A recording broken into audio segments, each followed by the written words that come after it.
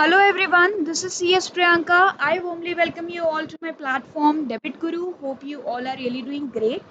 So, as you have been notified about this vacancy, that is ONGC Junior Assistant Accountant vacancy, on our Telegram channel earlier, and yet if you are not the subscriber of the same, I request you all do subscribe it. We post their various vacancies, the result notification and other notifications as well.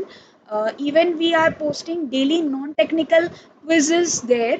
If you have any queries with those, we'll try to resolve it as early as possible to our best. So I have given you a brief PSU level syllabus for BCom, right? I have given you the syllabus which you can see here. I have dropped this on our Telegram channel, but this syllabus actually was a normal BCom level syllabus for any PSU exams. Today, after completion of the analysis of past year papers, uh, an exam was held in 2019 in Mumbai and Goa, and both of the papers were quite similar to each other. So we have totally analyzed those papers, and today we are going to discuss that only. I'll be conducting this session bilingually. In case you have any problem in Hindi speaking or in my English speaking, because I am a very normal kind of speaker.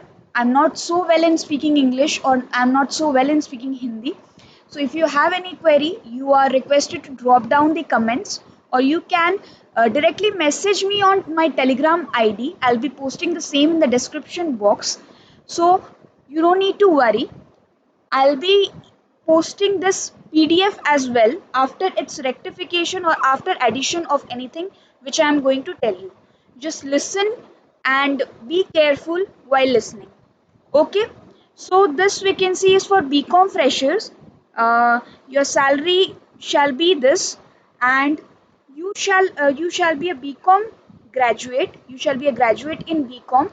Uh, and with a minimum of 6 month diploma in computers, means you have been receiving any diploma certificate with this respect in computers, then only you are eligible. Your age maximum limit is 30 years.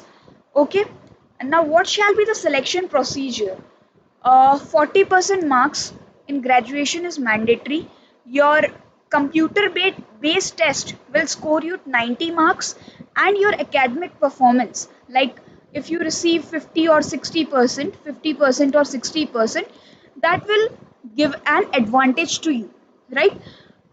You'll be after your computer based test, you will be having a 30 word per minute typing test. So I request you all, don't use laptop for this practice. Use those keyboards, because government organization have only PCs as their computer. So if you are practicing, do practice on that, right? Now what shall be the time limit for your exam? It will be 2 hours, and technical questions will be 80 marks. There will be two parts: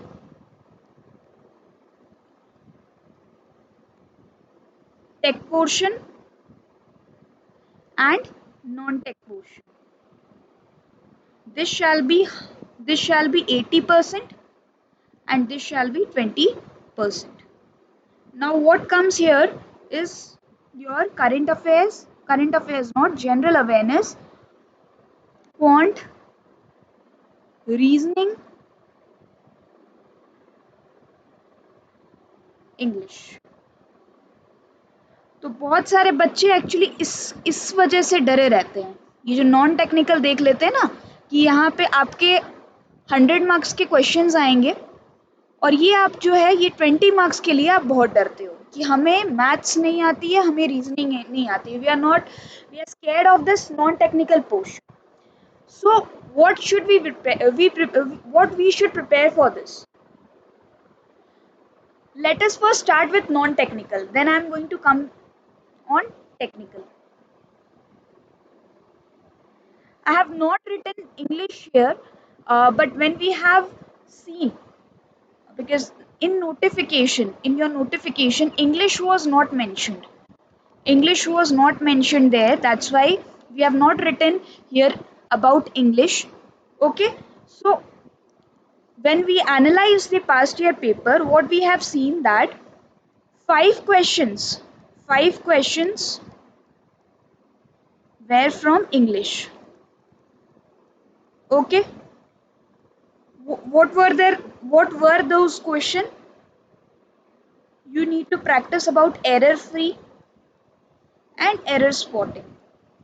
That too of basic level. You don't need to practice of that banking level exam. You need to find out the error in the sentence relating to your verb, adjectives, and you need to mark the correct option. Okay. Second question was asked. Just a second, please. I have problem on my pen. Let me rectify it. Okay. Now, second question was asked to correct the spelling. One question was given constitutional. Constitutional. So this was the correct spelling and you need to mark that. Two questions were asked from passage. Two or three questions were asked from passages. Passages were given and accordingly they have asked some questions. So basically they have asked five questions from English. Now coming to general awareness portion. If I come to general awareness portion, I have given you this basic PSU level. Basic PSU, if you are preparing, being a BCom fresher, if you are preparing for any PSUs, these questions are basically asked from you. But what they have asked, I'll write down here. They have asked about dams and rivers, historical questions were asked. Just a second, guys. Historical question, not much, only two. Okay. Okay. Another what they asked, ICAI का full form बताइए. सच a easy question.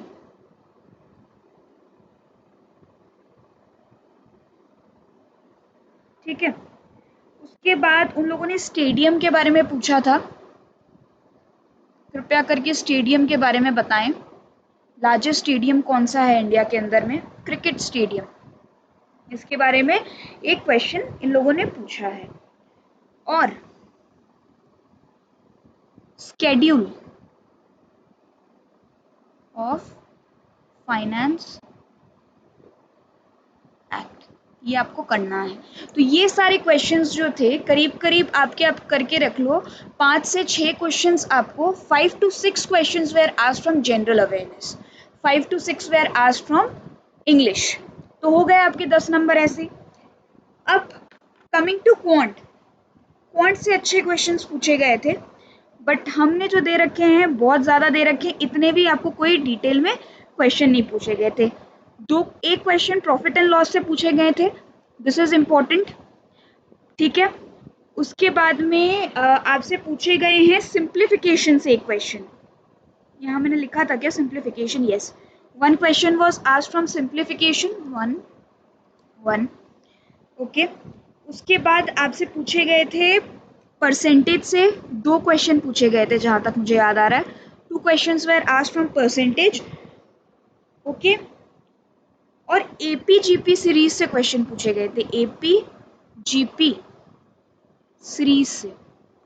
Matrix, matrix पढ़ी है ना आपने, class 11-12 में पढ़ा होगा. और बीकॉम सेकेंड ईयर में अगर आप कैलकाटा से बिलोंग करते हो, if you are from Calcutta, we had mathematics of 50 marks in our BCom level. So matrix was there. APGP series were also there. Again missing number series, that is number system जो है ये बहुत important होता है. This is very important. Missing number series, missing words, missing number series. Okay. and missing letters. That is from English actually. Missing letters can be asked. On and let me remind, basic maths means basic calculation से question करे गए हैं. Basic calculation से आपको question करे गए थे. Basic calculation मतलब प्लस माइनस मल्टीप्लिकेशन और डिवीजन, इससे आपको क्वेश्चन करे गए हैं. HCF LCM से भी आपको क्वेश्चन करे जा सकते हैं. उसके बाद if you are a commerce student, then in class 12 you might have been heard about median median concept, right? Mean means average and median. We used to calculate in our statistics portion, if you remember. So one question was asked from there as well. So if you are preparing for quant you need to prepare all these things. Coming to this, you can calculate 1, this is 4, 5, 6, 7, 8, 9, 10. 10 questions were asked from quant. Okay. Now coming to reasoning. Reasoning से आपको ज़्यादा question नहीं करे गए थे. What I have observed was that from reasoning you were asked only 3 to 4 questions, not more than that. Questions were asked from coding, decoding, okay, and analogies. 2 or 3 questions were asked from here, not much more. So that was all about your non-tech portion. Fine. If you can see from general awareness where you are much more worried what could come, I have already given you what type of questions has been asked. So you can better know what shall be your status and how you should approach towards this exam, right? Now coming to the technical portion. Technical portion में मैं आपको एक चीज़ बता देती हूँ कि आप सोचते होगे ना कि टेक्निकल भैया कॉस्ट और अकाउंट्स में सम्स करके जाएंगे, हम तो बहुत सारे सम्स प्रैक्टिस करेंगे, टैक्स के PGBP के हम बड़े बड़े सम्स सॉल्व करके जाएंगे. नहीं भैया, ऐसे एग्जाम में, इस एग्जाम में तो आपको क्वेश्चंस नहीं पूछे जाएंगे, क्योंकि मैंने जिस लेवल का पेपर देखा है वहाँ पर आपको मैं बता दूँ 60% जो है थ्योरेटिकल बेसिस के ऊपर, एक सेकेंड रुकिए, 60% जो क्वेश्चन है थ्योरीज के ऊपर में आपको क्वेश्चंस आई हैं. बाकी आप 40% आप एक्सपेक्ट कर सकते हो, आपको नॉर्मल EOQ निकालने बोल देंगे, बहुत ही बेसिक से क्वेश्चन. मटेरियल से क्वेश्चंस करे गए हैं, लेबर ओवरहेड से क्वेश्चंस करे गए हैं कॉस्टिंग में. तो let's begin with that. Now beginning with accounts. Accounts में किस किस टाइप के क्वेश्चन करे गए मैं आपको बता दूं. ये जो चीज़ें हैं ना फाइनल अकाउंट्स आपके लिए, that is very very very important. यहाँ पे 5 से 6 क्वेश्चन आपसे किए गए हैं. किस टाइप के क्वेश्चन करे गए हैं मैं आपको बता देती हूँ.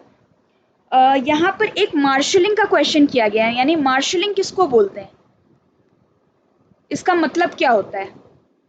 सेकेंडली आपसे ट्रेडिंग अकाउंट की आपको डेफिनेशन याद होनी चाहिए, तब जा करके आपको क्वेश्चन को, थ्योरेटिकल क्वेश्चन था एक ट्रेडिंग अकाउंट का, उसके बारे में बोला गया था. कॉस्ट ऑफ गुड्स सोल्ड निकालने बोला गया था. आपको ओपनिंग स्टॉक वगैरह दिए थे, परचेजेस दे दिए थे, और इस टाइप के क्वेश्चंस थे. आपको कॉस्ट ऑफ गुड्स सोल्ड या सेल्स निकालने बोला था. ऐसा एक कोई क्वेश्चन था, मुझे ढंग से याद नहीं है अभी, बट जैसा मैंने पेपर देखा था मैं वैसे ही आपको बताते जा रही हूँ. और आप अगर पेपर पेन है तो आप उसको नोट भी करते जाओ. अदरवाइज मैं क्या करूँगी ना, what I will do is that I will make a very proper PDF with this respect, and I am going to dispatch to every student. Fine. Okay. Now, all these questions were asked from final accounts. Partnership account से I haven't observed anything. Nothing was asked from partnership account. Shares और debenture से question करे गए थे, but that was very theoretical questions, very theories type का question. यानी आपसे पूछ लिया गया था ऑथराइज शेयर कैपिटल का, अगर आपको डेफिनेशन पता है, if you know the definition of authorise share capital, you could have answered that question. Authorise share capital को क्या दूसरा नाम क्या बोलते हैं, उस टाइप की कोई क्वेश्चन था, मुझे याद नहीं आ रहा, ऑथराइज शेयर कैपिटल से लिंक था। ठीक है, उसके बाद में ट्रायल बैलेंस से एक क्वेश्चन पूछा गया था। One question was asked from trial balance. ठीक है, यहाँ ये 4 हो गया, one question was asked from trial balance. Fine. उसके बाद you need to know about types of accounts. Types of accounts क्या होते हैं? Personal, real, nominal. इसकी क्लासिफिकेशन पूछ लेंगे, एग्जाम्पल देके पूछ लेंगे कि बैंक क्या है, which type of account is this, तो इसकी आपको क्लासिफिकेशन ये लोग पूछ लेंगे। उसके बाद आपको गोल्डन रूल याद रखना है, जो हमारा गोल्डन रूल पुराना जो हम लोग पढ़ते थे ना, मैंने तो कभी पढ़ा नहीं है, मैंने जब भी अकाउंट्स बनाया है तो मुझे 4 ही अकाउंट पता थे, that is asset, liability, income and expenditure, मैंने उसी हिसाब से अकाउंट्स बनाया। लेकिन गोल्डन रूल्स आपको ध्यान में रखना है, ये अक्सर हम भूल जाते हैं। डेबिट द रिसीवर, मैंने तो इतना मेरे को याद सच में नहीं है, गोल्डन रूल आपको याद रखना है। ठीक है, इससे क्वेश्चन डायरेक्टली आपसे पूछे गए हैं। उसके बाद में ट्रायल बैलेंस मैंने बोल दिया। इंड एस से क्वेश्चन पूछे गए हैं। इंड एस से इंक्लूजन एक्सक्लूजन तो बहुत दूर की बात है, आपकी वो लेवल की ही नहीं है, वो एक सीए इंटर क्वालिफाइड या फिर एक सीए फाइनलिस्ट ही वो फाइनल क्वालिफाइड ही बता सकते हैं उस टाइप की। एक मैं भी सीएस हूँ, मुझे भी इतना इंक्लूजन एक्सक्लूजन याद नहीं रहता है, मैंने पढ़ा है बट मुझे याद नहीं रहता। नेम नंबर आपको एकदम याद रखनी है, और एप्लीकेबिलिटी, ये 3 चीज़ आपको एकदम याद रखनी है।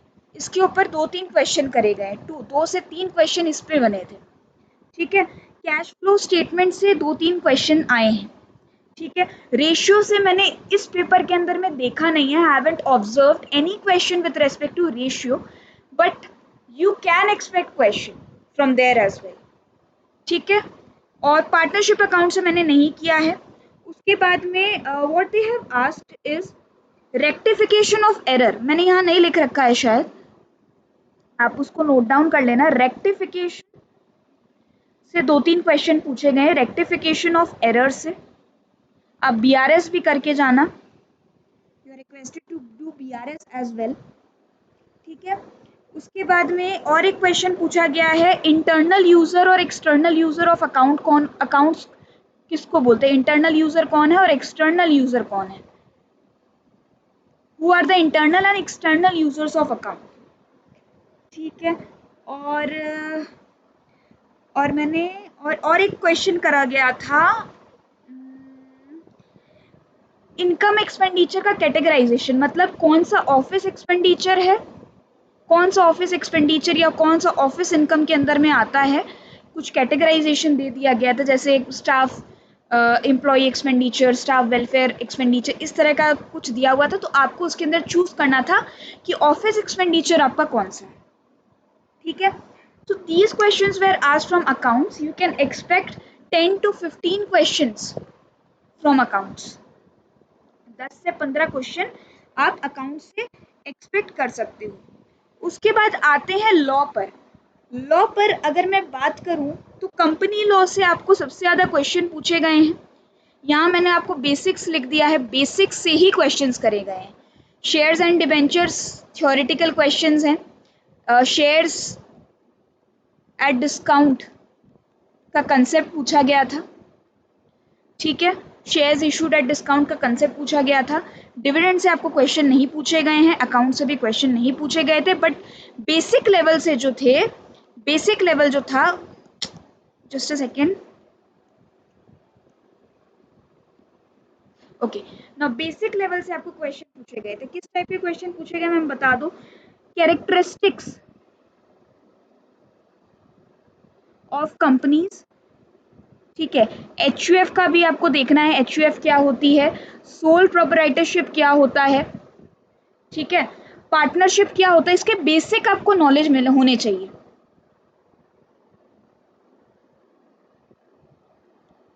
पार्टनरशिप क्या होता है, बेसिक अगर नॉलेज है आपके, मतलब कोई भी अदर एसोसिएशन, उसका अगर आपके पास में बेसिक नॉलेज है तो आप आराम से आंसर कर पाओगे। ठीक है, आप अगर मैं बात करूं, और एक क्वेश्चन पूछा गया था, कंपनीज एक्ट के अंदर में बहुत सारी कमिटीज की रिक्वायरमेंट है। कंपनीज एक्ट के बारे में अंदर में कमिटीज की रिक्वायरमेंट है, तो कौन सी ऐसी कमिटी है जो कंपनीज एक्ट के अंदर में रिक्वायरमेंट नहीं है? तीन तरह की कमिटी है, मैं अभी आपको बता दूं जो कि रिक्वायरमेंट है, और कुछ स्पेसिफाइड कंपनीज को ही। Audit committee, nomination and remuneration committee, और stake holder relationship committee. These three committees are very very important under companies act. वो भी कुछ स्पेसिफाइड क्लासेस ऑफ कंपनीज के लिए, फिर से मैंने बता दिया आपको। तो इसके ऊपर एक क्वेश्चन बना था, दे have asked one question from this. उसके बाद इन्होंने पूछा था minimum paid up share capital कितना होना चाहिए पब्लिक लिमिटेड कंपनी का। तो ये चीज़ के ऊपर में क्वेश्चन, बहुत ही बेसिक लेवल का जो क्वेश्चन होता है, इन लोगों ने उस हिसाब से आपसे क्वेश्चन किए, मतलब अंदर से एकदम डेप्थ में जाके नहीं, ऊपर ऊपर से क्वेश्चन किए। और बेसिकली आपको इनकॉर्पोरेशन से रिलेटेड मेमोरेंडम, आर्टिकल्स, ये सारी चीज़ें आपको पढ़ करके जानी है। ठीक है, इंडोर मैनेजमेंट किसको बोलते हैं, ठीक है, ये सारी चीज़ें आपको पढ़ के जानी है। तो कंपनी लॉ से भी आप 8 से 10 मार्क्स एक्सपेक्ट कर सकते हो। ठीक है, इंडियन कॉन्ट्रैक्ट एक्ट से 2 क्वेश्चन पूछे गए थे। 2 questions were asked from Indian contract act. Negotiable से भी एक क्वेश्चन करे गए हैं।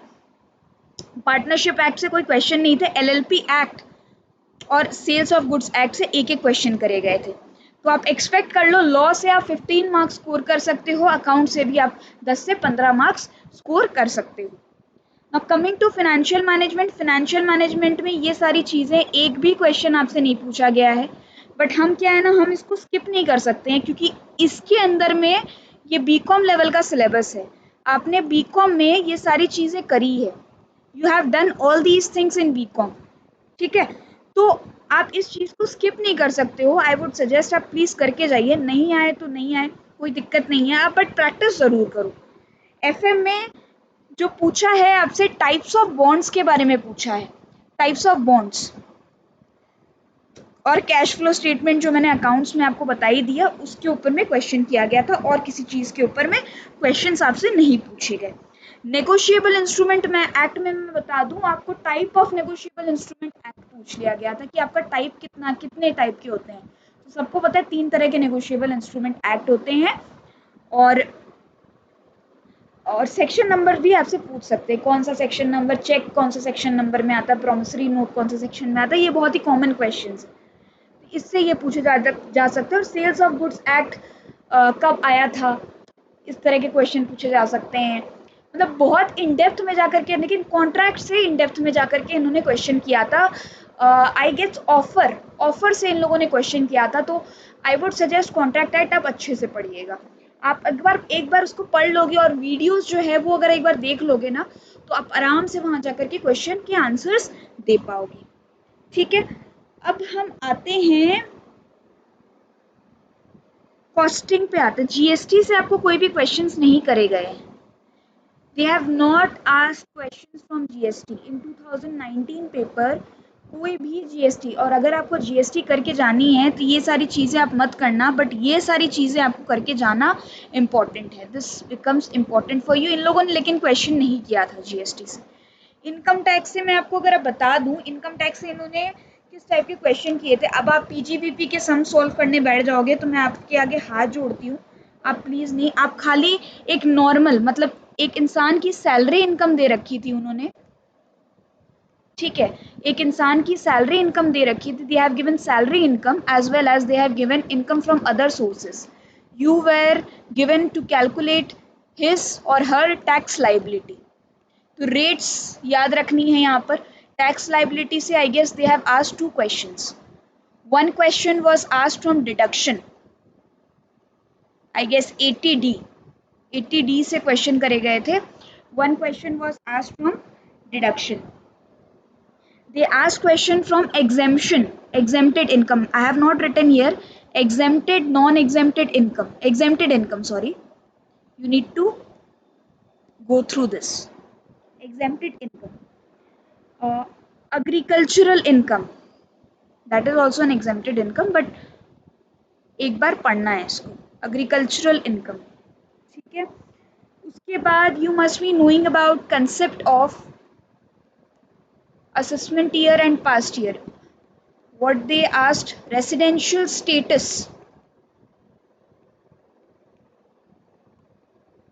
ये बहुत important chapter है आपके लिए.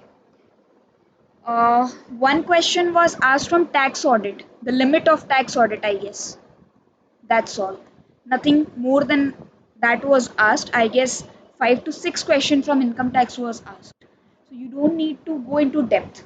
What you need to do is to cover the basic level. Basic level, again and again I'm saying you, because you are not a CA qualified candidate, but we can't take risk. That's why I have written everything. And today, just after analyzing the paper, I am in front of you and we are discussing the same. If you have any problem and if you believe that if I am saying wrong, you are free to analyze the paper itself by you, right? Okay. Now coming to cost portion. Guys, coming to cost portion, again cost से भी इन लोगों ने 4 से 5 questions करे हैं. Theories were asked. Only theories were asked. Basic question was asked. Unit पर cost किसको, cost per unit किसको बोलते हैं, ये क्वेश्चन पूछा गया था. Cost per unit, what is cost per unit, that question was asked. Okay, basic you need to prepare, basic introduction. ठीक है, उसके बाद में scope of cost accounting you need to do. Okay, material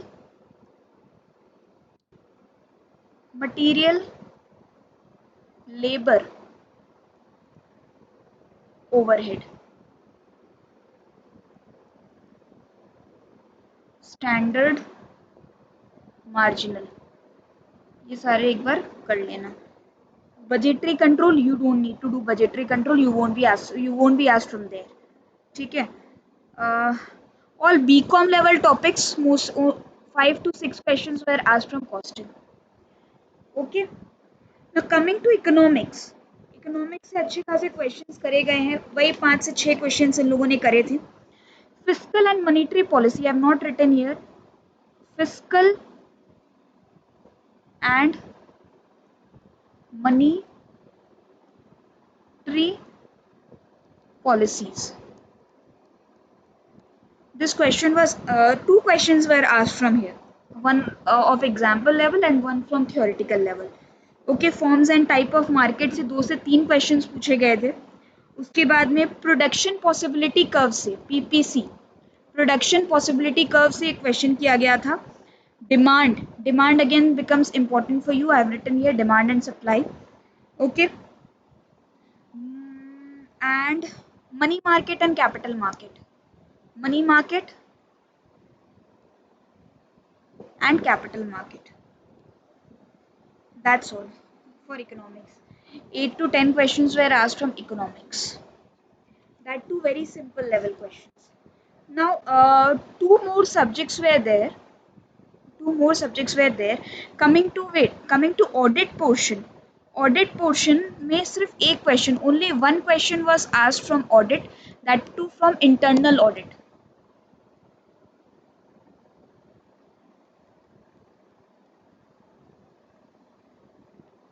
internal audit के बारे में अगर किसी को पता होगी ना, तो वो उस आंसर को राइटली मार्क करके आएगा. इंटरनल ऑडिट हम क्यों कराते हैं, why do we conduct internal audit, ताकि इंटरनल मतलब अंदर की जो इनएडिक्वेसी है ना, मतलब इंटरनल कंट्रोल हमारा जो है कंपनी का, वो अच्छे से सेफगार्ड हो सके. We could safeguard the internal control of the company.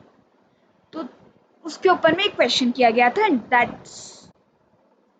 That's enough for audit. National income से कोई क्वेश्चन नहीं किए गए थे, but I have written here, और Indian income, because this becomes the syllabus of your BCom level. Let them come with the syllabus, with the detailed syllabus.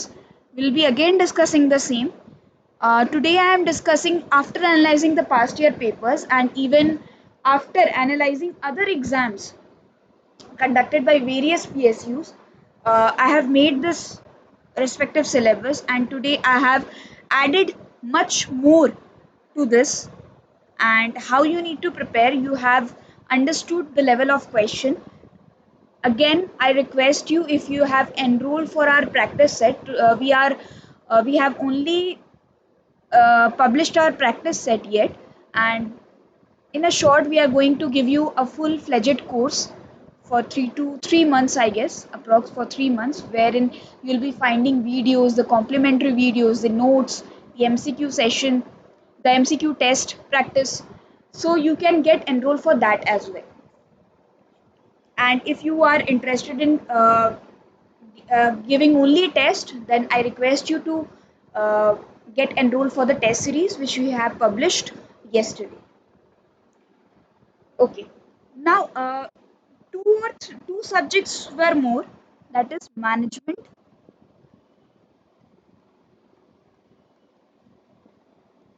e-commerce,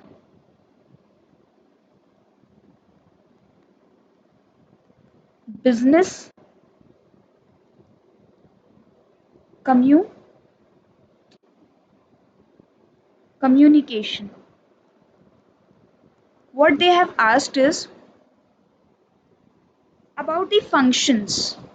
management के functions पूछ लिए गए थे, फंक्शंस के ऊपर में क्वेश्चंस थे, ठीक है। There is a concept motion study, उसके ऊपर में क्वेश्चन किए गए थे, motion study. Okay. Staffing, staffing के ऊपर एक क्वेश्चन किया गया था, और ई कॉमर्स से चैनल डिस्ट्रीब्यूशन के ऊपर में क्वेश्चन किए गए थे।